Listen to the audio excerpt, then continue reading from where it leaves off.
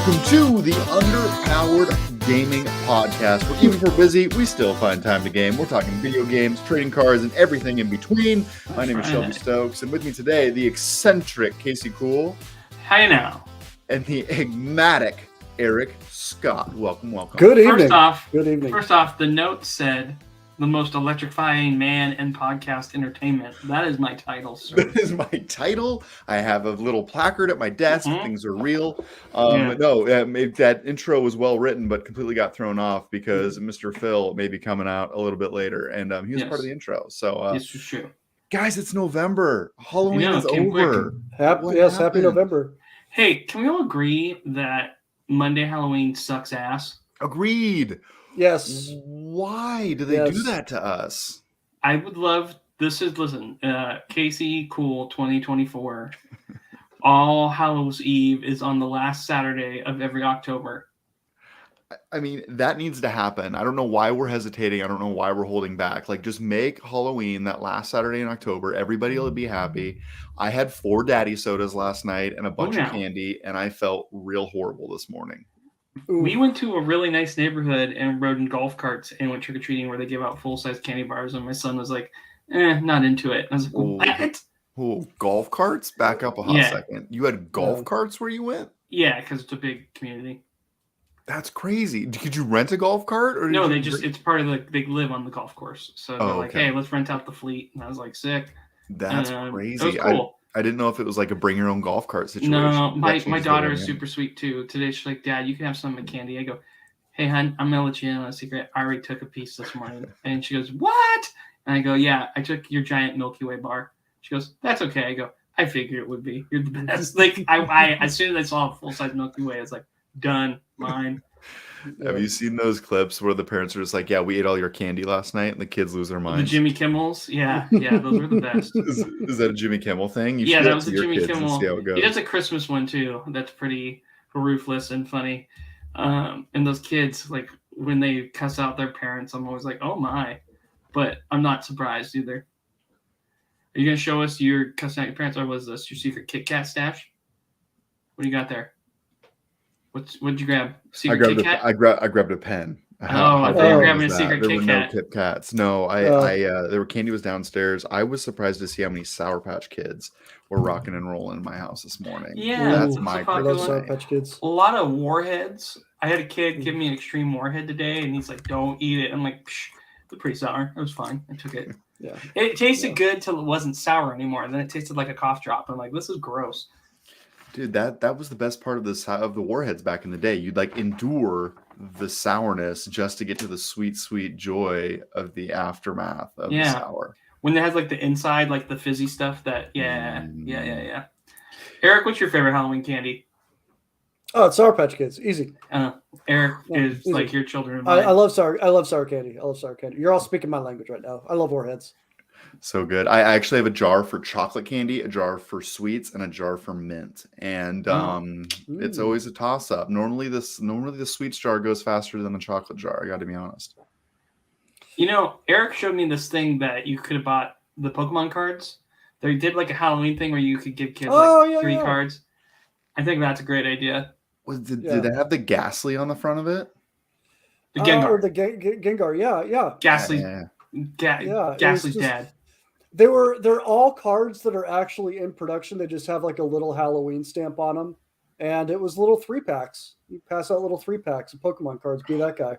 That's brilliant. Did you buy some for yourself? No.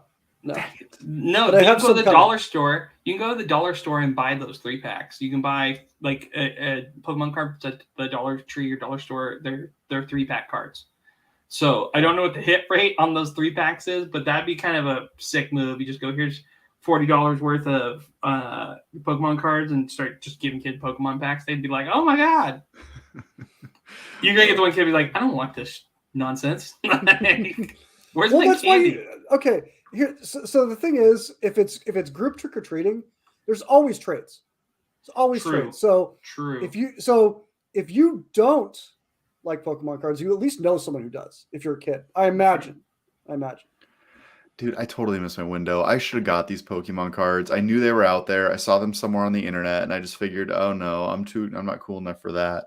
But that would have been such a cool thing to give all the kids. Like, forget your candy. Here's some Pokemon cards. I'm going to start you on your journey to getting addicted over gambling on these cards. Hey, kids, here's some lotto scratchers and some Pokemon cards.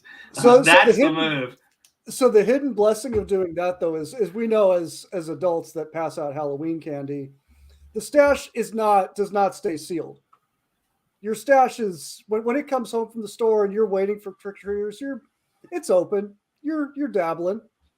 Yeah, you're dabbling. So you take a little bit here, a little bit there. If you're trying not to cheat too much before Halloween, it's maybe a benefit there. Yeah, maybe that's why I didn't buy those Pokemon cards. Is because I would just like, oh, maybe I'll just open one pack. This one's probably got a hitter in it. This one's probably got a Charizard in it. No. Which, by the way, your guys' stream the other day, like from last Thursday, is the only reason that I now know how to spell Charizard. Why is there an I in Charizard? That makes no sense whatsoever. No. Like Charizard. I don't know. I just thought it was Charizard. I didn't realize there was an id in there. I didn't realize there was an I at all. The Charizard 3 cards that he got were really cool. That box was not the best. Oh, the packs, yeah. Well, yeah, it wasn't. Oh, I got one person here. Oh, hi, Sam.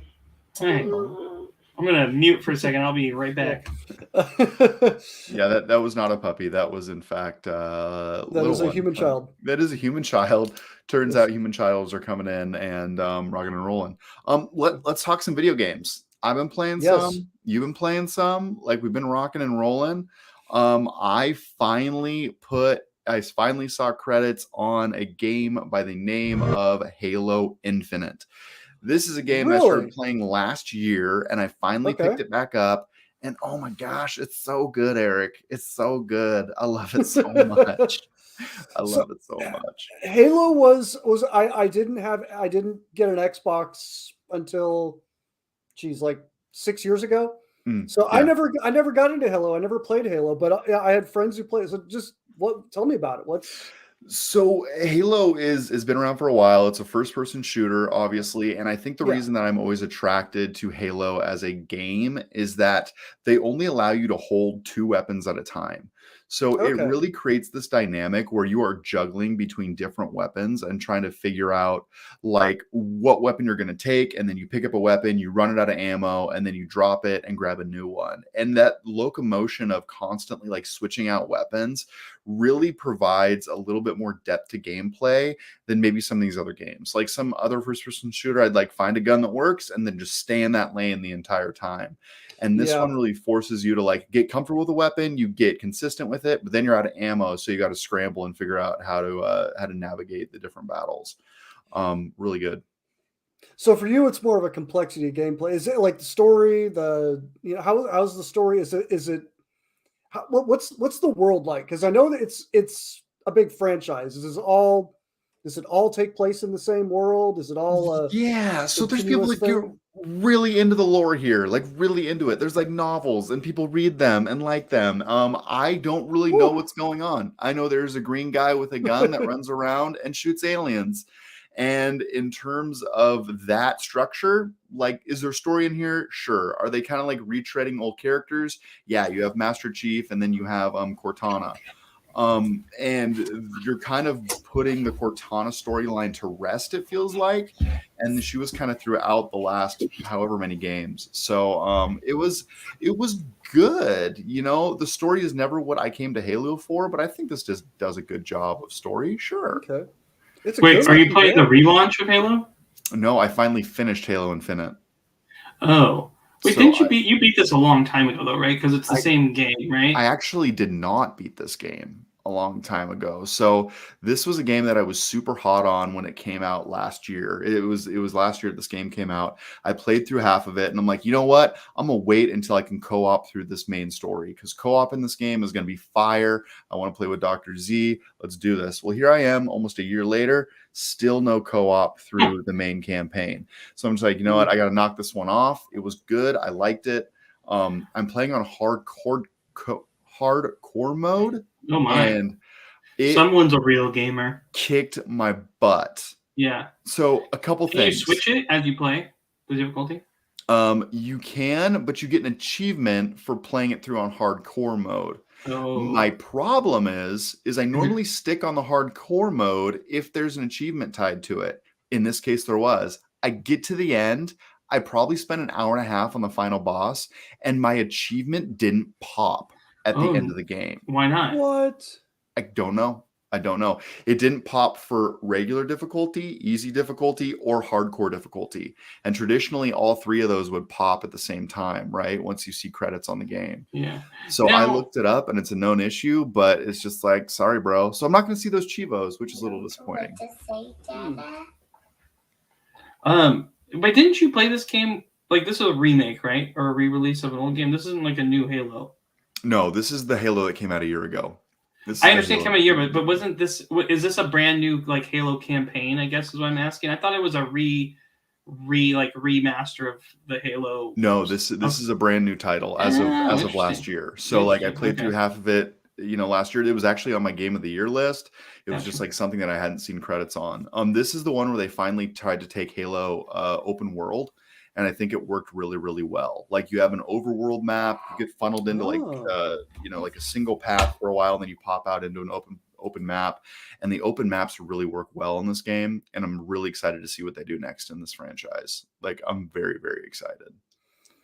Super cool. It was good. One thing that I will say is the technology that Microsoft has been honing with the crossplay functionality feels like you're in the future. Like I'm playing on Xbox, I come up to my gaming PC and I'm like, let me see if this works. And I'll pop and it'll load me right back in to where I was downstairs. It's going to reset the checkpoint, but so be it. Like I'm essentially jumping in and out of the campaign on whatever device I'm on. And I'm just blown away every time. It looks beautiful. But so what's people are really upset though that the multiplayer that had a lot of like legs when it first launched, and then people just dropped off of it. Yeah, and I played multiplayer in the beginning. Admittedly, I'm not a multiplayer guy. Like I don't like going in and being killed over and over. I liked the multiplayer in the beginning. I played a few sessions with Dr. Z. I'm not really here for the multiplayer. I got through the campaign. So as the single player campaign, I would recommend it. In terms of multiplayer, I think it's a good one of those, but I'm not sticking around to play for long periods of time. Oh, grapple hook in this game never go back. I need my grapple hook forever and for always from now on. So that's cool. I know I've spent some time on this cast talking about this game. I want everybody to know that I fought through it on hardcore. I saw the end of it, and I cannot wait for the next Halo game. But you didn't get the achievement, so did not get the achievement. I don't think it actually happened. It's okay. I'm so mad about that. Halo, if you haven't played it, play it. It's good stuff. Yeah. Maybe one day they'll come out with co-op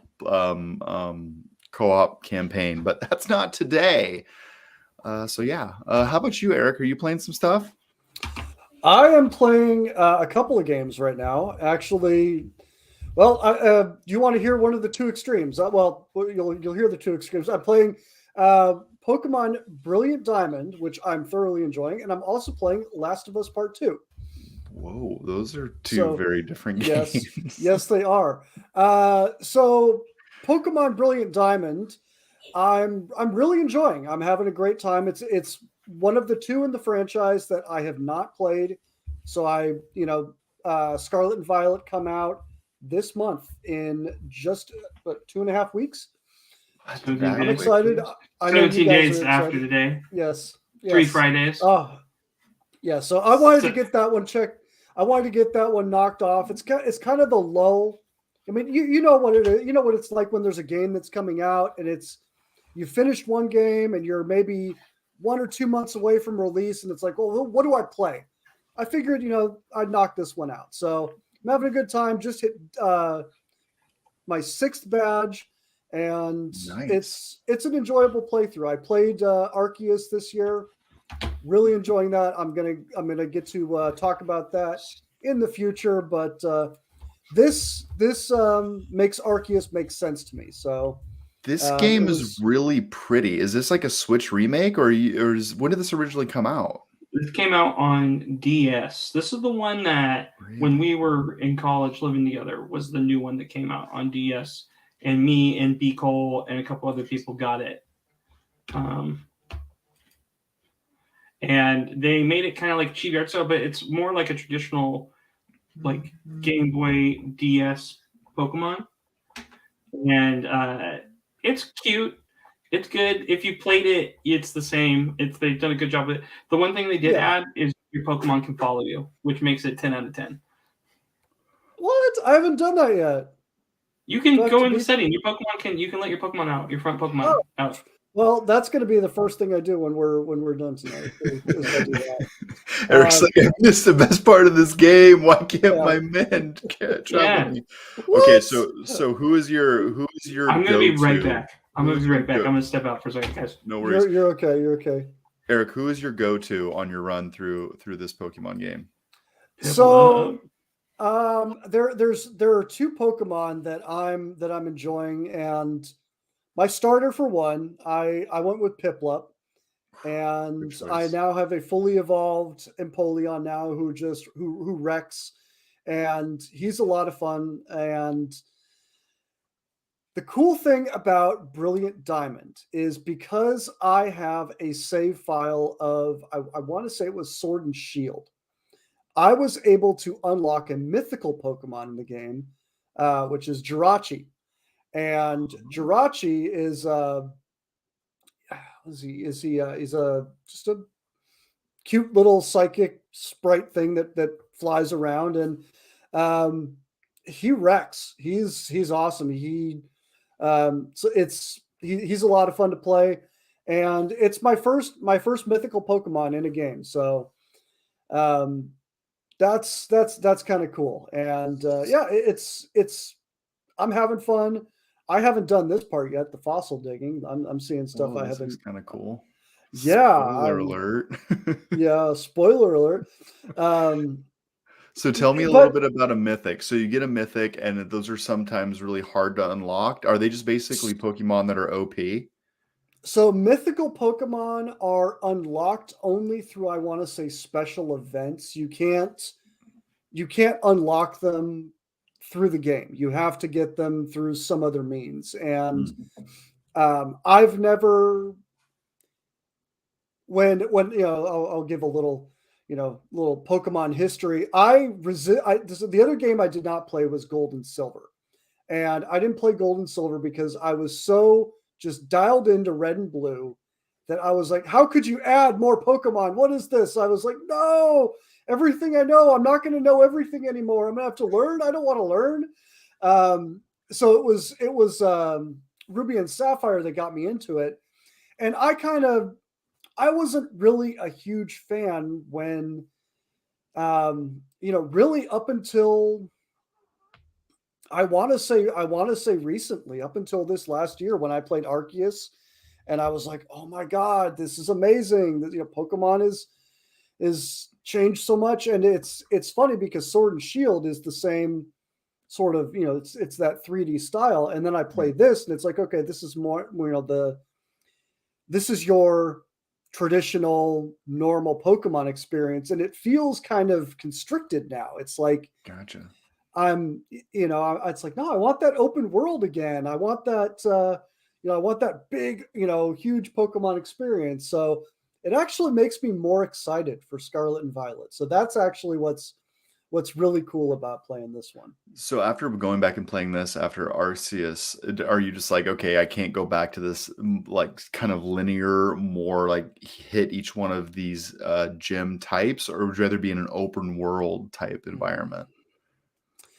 The open world is just conceptually, it's so appealing. It's really what, as a Pokemon fan,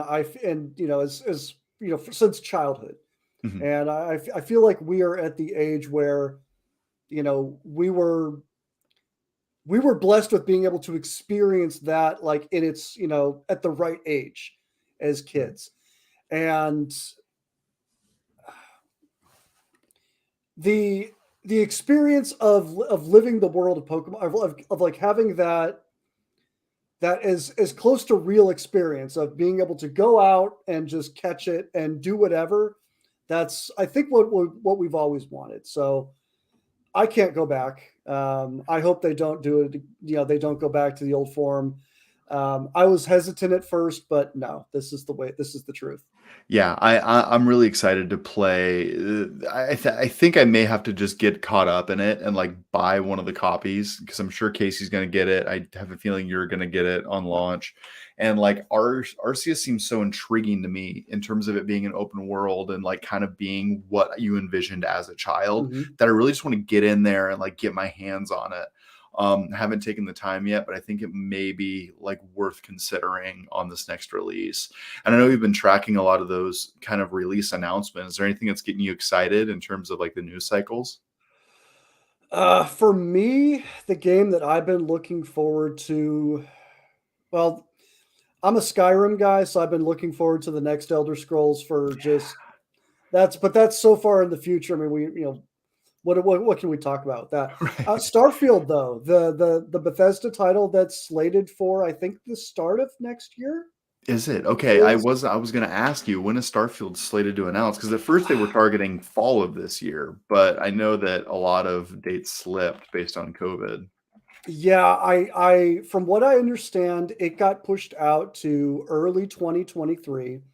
And when it comes out, that's when I think Microsoft has the Bethesda exclusive rights, so I'm gonna pull the trigger on the Xbox, and I'm gonna go all the way. Are you? Whoa, because I mean, Absolutely. you've been like a PlayStation guy for many years, haven't you? I have, and the thing is, unfortunately, I love Skyrim. I want that next Elder Scrolls game. It's going to be on this console.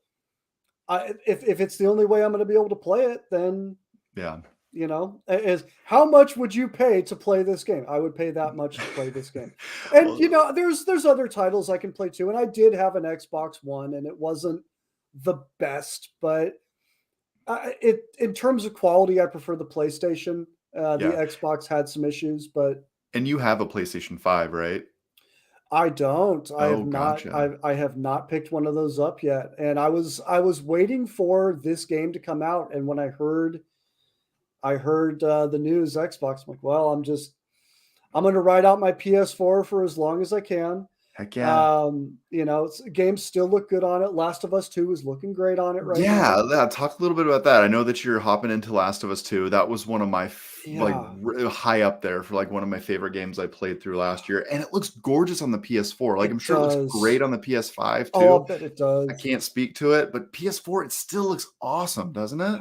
It still does, and I mean, I know once I have that next gen console and I get to experience all that, I'll be like, oh my, it'll blow my mind all over again. But yeah, the first Last of Us was legitimately for me. When I played through it, I thought I was playing the best game ever made. Yeah. At the time when I bought it, when it was brand new, I'm sitting there and I'm fully immersed in this world, and I'm thinking, I'm feeling all kinds of emotions that a video game has never made me feel before, and I'm just simply playing through the best game ever made. And I did not get around to playing Last of Us 2 for reasons, but I finally got a copy in my hands, and I got to say, coming into this one is a lot different. The tone is initially a lot different. Oh, really? You're seeing, well, in Last of Us, you're seeing the world come apart in the beginning of the game. You're seeing the very beginnings of the world come apart. And in Last of Us 2, you're seeing the very beginnings of a world that's beginning to sort of come back together, come back to life. And admittedly, I'm only a couple hours in, so I got to the big reveal in the beginning. I'm on my way to Seattle, Nice. so that's that part has passed. I mean, It's a brutal game though, isn't it? Like that it first is. scene, like the reveal you're talking about, it is a Mhm. brutal couple of scenes, man. It is, and I mean, emotionally, it doesn't grip you the same way that at least for me, Mhm. it didn't grip me in the same way because I my perception of Joel as a character was it, he was by no means is he perfect. By no Mhm. means is he your ideal hero character.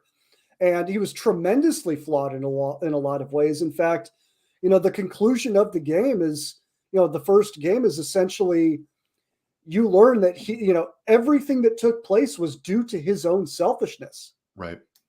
And, he took Ellie's he took her ability to sacrifice away from her without her knowing it. And that's what she wanted in the first game. So I kind of going into it, good heart. Yes. Was I attached to him in the first game? Yes. Tremendously flawed. Yes. But my heart was not broken. Yeah, and especially like it's not an odd choice, but it's a choice that doesn't really land as heavily as it could have, in my opinion, only because I personally took a break between those two games, and it wasn't that long of a break admittedly. It was only like 6 to 9 months, I think, because I played one, like, it doesn't matter when I played them. I took like a 6 to 9 month hiatus between the two, which isn't that long compared to like other players that played it at release. Like, you're going through 3-4 years between these two entries. And it seemed like in that second game, they really felt like that scene that's happening in the beginning is supposed to hit you really heavily.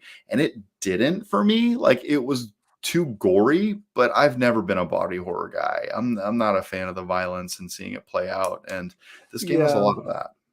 Yeah. Well, what was very interesting about it, because in the beginning of the game, you play from the Joel perspective, and then you start playing from the Ellie perspective, and then you start playing from this character named Abby's perspective. And like, as I said, I'm only maybe a couple hours into the game, but it's very strange that you're playing this other perspective that you kind of get. There's kind of some preludes to maybe some sinister intentions in the beginning, but there's nothing that outright screams like evil here. But what's very clear in the big reveal is, there's not one united front. The United States isn't coming back together. This is a country that's splintered into factions and splintered into just groups that are just trying to survive. And, is that evil? I mean, maybe that's the question here. Yeah, and I'm excited for you to play more of it, because as you get into it, it becomes a little bit, it comes not obvious, but you think you know what they're going for, and then they keep going layers deeper as time goes on. And there's nobody that tells a story like Naughty Dog Studios, man. Like, Sony's first party release, well, I don't know if you call them first parties, but Sony's exclusives are some of the best software developed and released in the last 10 years. Yes. Like, bar none. You take Uncharted, you take Last of Us, like, those games are so well done. And even Spider-Man, like, the way that they are telling story on that platform is unparalleled. And it's why Microsoft has had to buy up so many studios, because they're just taking them to the cleaners on these single player experiences. And you say Uncharted, the first Uncharted game I played was Uncharted 4, and it blew my mind. Yeah. It absolutely blew my mind. And you said the storytelling. There's a moment in that game that, just thinking about it now, like, I remember it's one of the, those moments when you're playing a video game where it's like, whoa, like, you get chills and you're like, this is kind of, I'm experiencing something that's a little special, like something that some people put some thought into. And for me, it was the scene in Uncharted 4 when you first see the ship, as you're coming down and you see it and you reveal it and you're like, oh my God, it's there. and they did such a perfect job of bringing everything together. And the storytelling, you said it best, the storytelling was just phenomenal. Uncharted 4 is like a masterclass, and I'm in the same boat you are, in that I only played the fourth one. I didn't play any previous. Part of me was like, should I go back and play them? I probably should. Am I going to? Probably not. Just because where's the time, right? And to jump into that fourth one was like, oh, this is like a whole masterfully crafted game that's been iterated so many times over, and it's perfect in so many different ways. It was so much fun. Wow. And Last of Us, Uncharted, I would say, if there was I don't even want to call it a complaint. It was an observation. Uncharted 4 was like playing through a movie. Mm-hmm. It was not as immersive of an experience as playing through Last of Us. So if you want, if you kind of like that, kick back, just play through and just have a good time. Uncharted is the game, but if you want to really get into a game and just explore the depths of what truly makes a great video game, it is all about Last of Us. I'm having a great time. I can't wait to get into it a little bit more. It makes me fun. sweaty because it's so intense at times, and you nailed it on the head. Like Uncharted 4 is kind of a laid back action game, and you kind of enjoyed the explosions. Yeah. But Last of Us, like you are on your toes. Like you Uh-huh. need to like shank people and find ammo now, like not in a second. Yeah, it's there's a scene in the beginning of I don't want to call it a scene. I don't know what to call it. There's a sequence in the beginning of Last of Us 2 where Ellie and I can't remember her name off the top of my head. You're doing that patrol in the beginning, and you're trying to get into this. You could break into like a hardware store, and there are like 3 or 4 clickers just kind of walking around. And for those of you who don't know, the clickers, they are attracted to sound, but they're blind. So you can sneak up on them. You can get right up to them, but it's still a very unnerving thing that they're moving and they're sensing you, and it's also instant death. They get a hold of you when you're not prepared, and it's game over, and you get the loud music and the cutscene of your throat getting just the most brutal, just ripped out. Yes, just the most horrifying death you could imagine. And then Well, I'm excited for you to continue to play through it. I really enjoyed that game, and I think that you're going to enjoy it too. One thing that I will posit for you is there's a scene in Seattle where it kind of opens up a little bit when you're in Seattle, and if you want, and you'll feel it. It kind of opens up, and you get like a map, and you're like, this is really different. There is a side thing that I would suggest doing like very early, like very soon, or eventually you'll like paint yourself away from it. And that's what happened to me. And I was like, I'd love to go back and play that part, but I never have. So food for thought. Okay. If you want to see it all the way out. I've heard that there it was described as an open world segment, but sort of an open map type of a segment. Yeah. Okay. Yeah. I've heard that I'm coming up on that. And you've been, you've grown up in Seattle, or the Seattle area somewhat. I did not grow up in Seattle. I visited Casey ever since he moved up there in high school, pretty much once a year, for a couple of decades now at this point. Oh, dang. Okay. So so I don't know how well you know that downtown area, but that really tickled me as well, is like going through these different areas of the city, and you can tell they took a lot of attention to detail, and like, oh, this is the convention center, and this is like, there's a lot of very reminiscent things. Oh, like they took landmarks then, huh? Oh yeah. And like, depending on how well you know Seattle, I think the better you know Seattle, the more impressed you're going to be with some of the different set pieces and levels. I was like, whoa, this is cool. This is like where I grew up. So like, I'm a fan. No, that's really cool. Actually, I had a similar moment. There's a game it was PS3, PS4. I can't remember which one. It was Need for Speed: The Run, and Need for Speed: The Run is a good game. It's basically a race from San Francisco. I think it's like a cross country race, and you start in San Francisco, and I think it's either the second or the third leg is Old Altamont Pass Road. And you literally drive Old Altamont Pass Road. And that's a road that on the weekends, I used to take my old WRX, my tuned WRX, and just rip that road.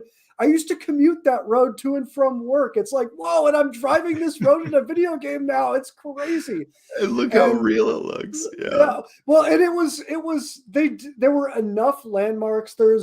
It's a really hilly, it's very hilly landscape, and there's a train that goes over it. There's a train that kind of runs along the side. So there is a portion when you kind of go under that train bridge in this hilly area. There's I think about halfway through, there's a random just garage. There's no houses or anything, but there's just there's what do they call it? The Altamont garage, Wow. but there's always people over there. So yeah, that I know that feeling. It's super cool when you get to play through. It's like, oh, I could just go visit that. Like, Dude, yeah, it's great. And as the games get better and better, it's only going to continue to get more crazy and more lifelike, which kind of feeds right into our next story in terms of things getting lifelike. Let's pop over the news because it just seems like perfect timing. NASCAR, just a couple of days ago, one of the NASCAR drivers put his rig up against the wall and just gassed it into a turn like you would in some of the old NASCAR games, and ended up taking over like 4 cars, 1, 2, 3, 4 or so cars to take the lead. Now this happened in like a championship race, if you will. I don't know if it's the right terminology, so my apologies. But I mean, it's crazy. Like he goes into the shoulder and he just gasses it and zips around and slingshots his way to the front, Ricky Bobby style. Cool. That's like some inverse initial D type stuff where he gets in the corner and like whips it around the inside. Oh, that's crazy. I love the strategy, but I mean the real wild clip is when you see from his dash cam, you can see the side of the bed of the car, not the bed, the body of the car starts like peeling off. Dude, yeah. I actually saw the dash cam footage too, but you can actually see his car like deteriorating as he's running into the corner like a boss. It's crazy. I can't believe this worked. Like I was tickled to see it, and I'm like, there's no way that worked. And then sure enough, it did. If you're watching the screen, you can kind of see it here. But yeah, it tears up his car. You can see the dash cam is kind of twitching out because it's being rammed up against a brick wall at hundreds of miles an hour or whatever it is. Yeah, but you know what? He's not paying for it, and that's a move you don't make that's a move you make if you're not paying for it. And it got into the next leg of the race or the next race, or whatever. Yeah, because like they're going into the finals or the equivalent of the finals, right? Yeah, or something like that. Shall we do this Fire Emblem talk? No, I just parked it. Okay, we'll save it then. Yeah. I need to play some more Fire Emblem too. So we'll talk. Yeah. I got too many games that I'm playing right now. And anyway, I'm playing a story-driven game, and I think Fire Emblem is gonna be better enjoyed after I'm finished with this other story-based game. But so we talked about the NASCAR race. We also have the Twitter reviewer calls it quits. I don't know much about this story. So what's interesting about this one, this guy is kind of a big deal. His name's Nibel. He had a really big Twitter following, and his decision partly influenced by Elon Musk. That's a salacious headline if I've ever seen one. But I think the bigger issue was he tried to monetize his Twitter, and then he realized Twitter's not for monetization, and that his platform wasn't strong because he had 400,000 followers, but it was literally like, I had a Patreon and I wasn't making money off of this, so I decided something else. And he had a really good Twitter for gaming news, but he just couldn't monetize it. And so, and you're seeing this on a lot of the different social media accounts. Like monetization on some of these social media accounts is like very, very difficult to execute. Like you're seeing a lot of people. Like I'm a big TikTok guy. Like I've been on TikTok for the last year, and I think it's a dopamine release is constant and always in that app, which is probably why I like it so much. But the monetization for creator is so low that they're constantly trying to put you like onto a masterclass or pay for my course or check out my YouTube. Like they're constantly trying to send you away from TikTok. And I think Twitter has that same issue in that it's very hard to monetize the platform. No, Twitter's for, right? Not for monetization. It's just for like promoting your stuff. It's the Times Square. That's what Elon's going for. It's going to be the Town Square. Yeah, and I get it. It sucks. Well, you're seeing a lot of people leave the industry too, because I think they're realizing that, hey, maybe this isn't for me. There's been a lot of turnover with like GameSpot getting bought by Fandom. It's just interesting to see. To me, this is just a guy who was done. I think he voiced issue with Twitter's platform in the past, problems impersonating accounts and things of that nature. I think it's easy to be like, the cool thing to do right now is throw Elon under the bus. So like, okay, where are we going? Where are we leaving? This, like, give him a second. How about you see what he does? The whole idea about paying for the check mark. And Nibbles quoted here, I don't think that Twitter has yet experienced good leadership, and this trend will not change with Musk either. I do not trust the platform. Well, I mean, Musk just took over, and he literally has had it for 2 days. Yeah, and Musk, like, let's face it, like, Musk has broken a lot of eggs and stuff that he's done. I think that he's done a lot of he's disrupted a lot of industries, and I'm hoping that he can do the same thing with social and Twitter. But I think this is one of the biggest lifts that he's going to have. Like, for him to come in and try to revolutionize a social media platform that's been around for 20 years or whatever the number is going to be very difficult for him to do. I'll say almost 20 years, maybe 15. Yeah, it's probably closer to 10, right? I know I got one 2009. when I got so I'd say it's almost 15, 2008. Yeah, or actually 15. 2000. But when did Twitter start? In terms of like social media platforms, 15 years is real long, right? I mean, because a lot of these platforms have come and gone. In Twitter will be 20 years old in 2026. Started March 21st, 2006. Well, I think when I look at the Twitter situation, you know, what's the statistic that gets thrown around? Something like, 90% of the content on Twitter is created by 10% of the people on Twitter. You know, it's loaded with bots. It's being highly political. You know, social media is in a weird spot in general right now. So I don't necessarily think he's coming in and trying to revolutionize it. I think what he's trying to do is legitimize it. And from what I've seen, he's already trying to clean up a lot of the bots, get a lot of that crap out of there, and make it somewhere that that actually is something that carries a little bit more weight. You know, if it's a platform where a very small minority are actually speaking, is it really an open forum right now? Is it? Or I don't really know what Twitter is right now. Yeah. So and I hate to take this back to TikTok, but I'm going to real quick. And I think the thing that intrigues me so much about TikTok is what's changing is the follower mentality and the interest mentality. Like, Twitter or TikTok is immediately focused on your interest and how much you like the content being produced.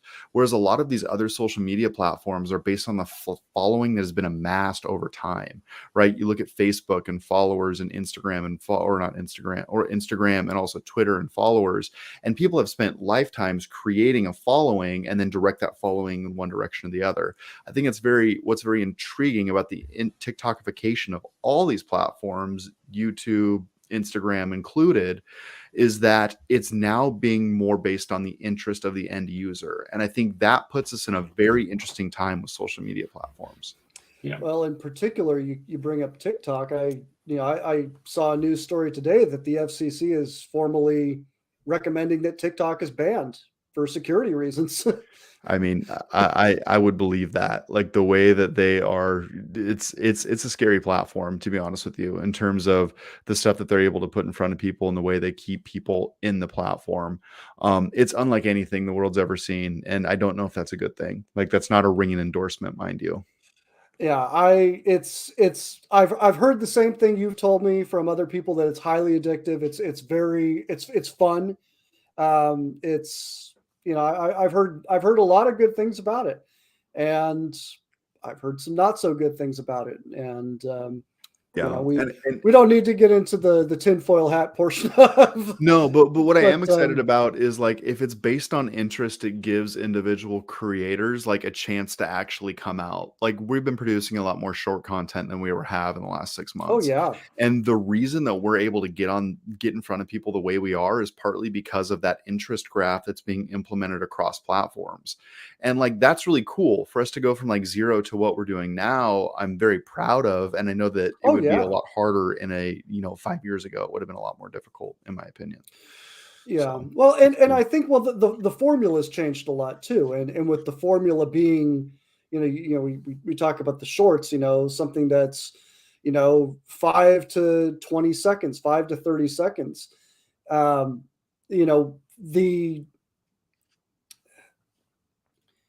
right now we're producing some, you guys have been making some stuff that's specifically for shorts, but I'm literally just grabbing shorts for, just taking stuff for, got to make a few more this week.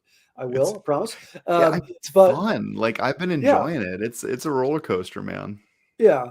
No, it's been fun, and seeing the creativity is a lot of fun too. Seeing what you guys are doing. That Charizard video was fun. It's just fun.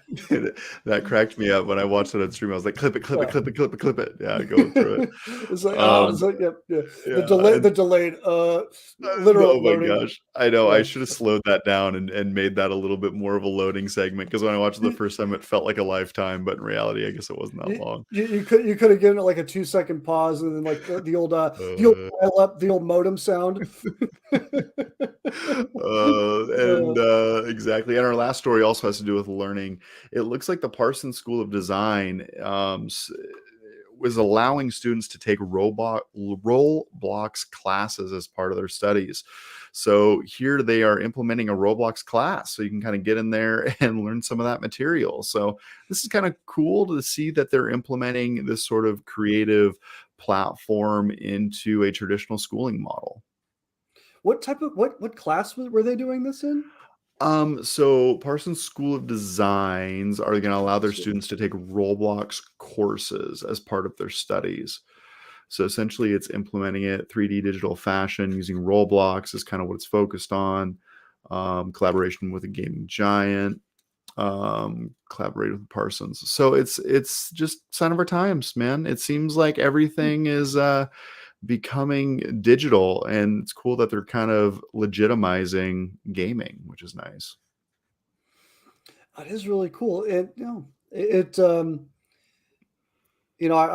think something that it really hasn't been tapped into with digital learning is being able to really, get not just the material isn't, is no longer in the classroom. You can grab material from other countries if you wanted to with digital learning, and makes, the possibility. Yeah, that's really cool. That's something I wish I could have done back in like middle school. I know. It's all the kids these days, they got all the opportunities. It's pretty messed up.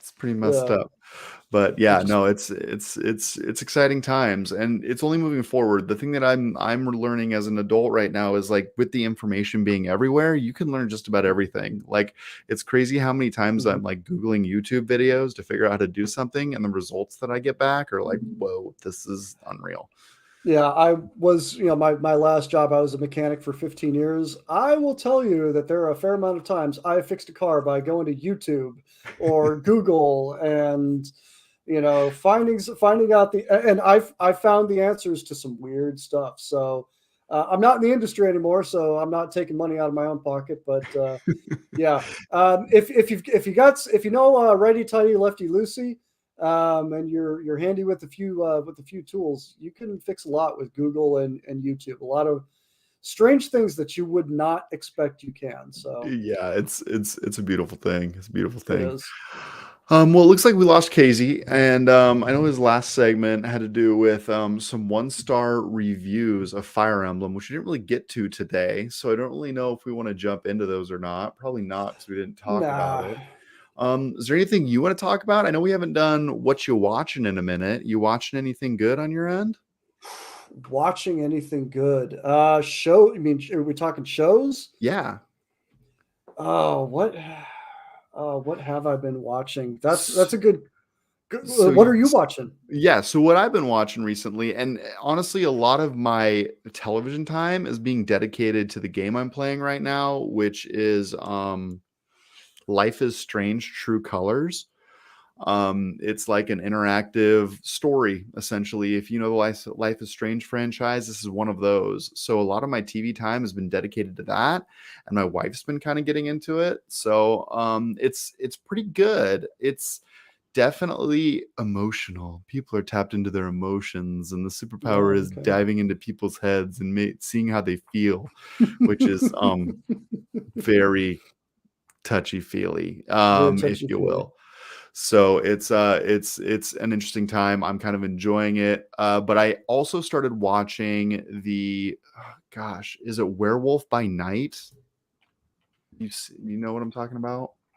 I Yeah. don't. Werewolf by Night was released on Disney Plus. It's a Marvel tie-in. It's a 1-hour show, and it seems like a one-off, and it's really good. It's really Okay. good. I don't know how it Okay. ties into Marvel at all. I haven't finished it yet. It's only an hour long, and I haven't finished it, and I'm loving it. It's real good. That's cool. I did start a new show on Prime, and it's a show. It's called. Oh, it's not. It's not. I don't think it's a new show. I don't watch a lot of shows. I watch. I tend to watch shows like a couple of years after they come out. Smart. This one, it's called Hunters, and it's about a group of Jews that go around and hunt Nazis in post World War II America. Whoa, It that's is crazy. Al Pacino is in it, as is the kid from The Perks of Saving a Wallflower. Hmm. And it's I should say Jewish people. Excuse me. I don't think that's offensive. I don't know. I guess I can't speak I to don't that. know. I don't know. But I mean, they're badass though. I'll say that. I'll say that Yeah. is, they're but yeah, they go around and they're hunting Nazis, and just it's a lot of really brutal, fun, cool stuff. Is it fictional? It's I think there are elements of it that are based on fact, because there's a lot of stuff like post World War II stuff. I think Argentina, a lot of Nazis wound up in Argentina, Oh, and wow. there are like legitimate, like, I don't know if they call them villages or cities in Argentina that you go there and it's like World War II Germany. It's like it's like, whoa, like you're literally in Germany. Like the people there speak German. It Huh. is it's the theories for a long time were that Hitler was alive and lived in Argentina. Oh, I had no idea. I had no idea. So yeah, so I mean, not all Nazis, not every Nazi was, captured and or dealt with over there. Right. They hopped on boats, they had pathways out there. Well, they were on It a losing was, side of a war. They were like, "Get me out of here," right? yeah. Yeah. Yeah, But that's crazy. Yeah, I no, mean, if there's a lot of good television right now, and I think that my biggest dilemma is not finding the time to watch it. Like, I heard that the new Lord of the Rings is good. I've heard the new Game of Thrones is good. I'm finally starting to get at that new Star Wars show that came out like weeks ago. So maybe more to come on the what you watching front. I don't know. I've got those two show, the Game of Thrones and the Lord of the Rings to watch too. Yeah. Those are on my list. Yeah. Yeah, Well, cool. Well, that's awesome. Well, I think we'll kind of bring it to a close this week. I know that you are constantly doing some Pokemon. You gonna get some more Pokemon in this week? I will. I will be I will be doing my normal TCG Online stream tomorrow, and then the Sweet. Underpowered Pokemon Hour is scheduled for Thursday. I will be we'll be going live. Not quite. It's kind of cutting down to the wire. So, fun fact. I know we're closing out the show. The Charizard box showed up to my house Ooh, about 45 minutes before the show started. So, so I close. was actually putting together another show when it finally showed up, and I was like, "Oh, sweet, okay."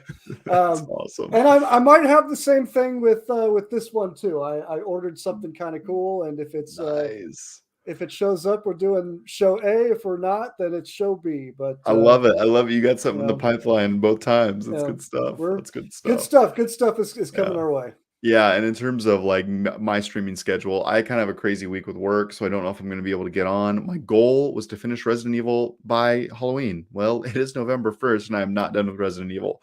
So Uh, more of that to come. I'm sure I'm I gonna. hope so. I hope so. Yeah. I like watching that one. I like.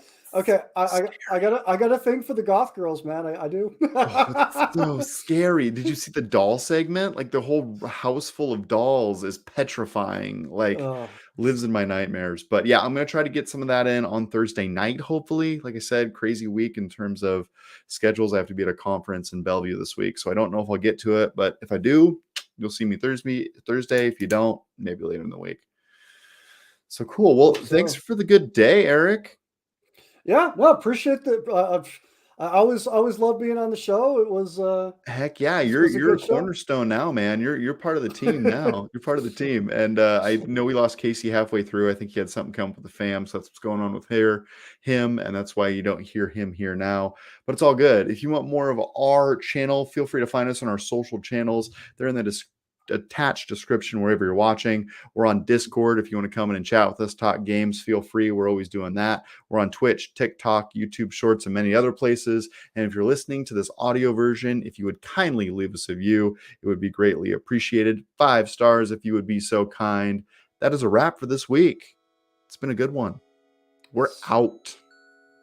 Out like trout. Oh, and play your games. Play your games, yes. Play games. Later.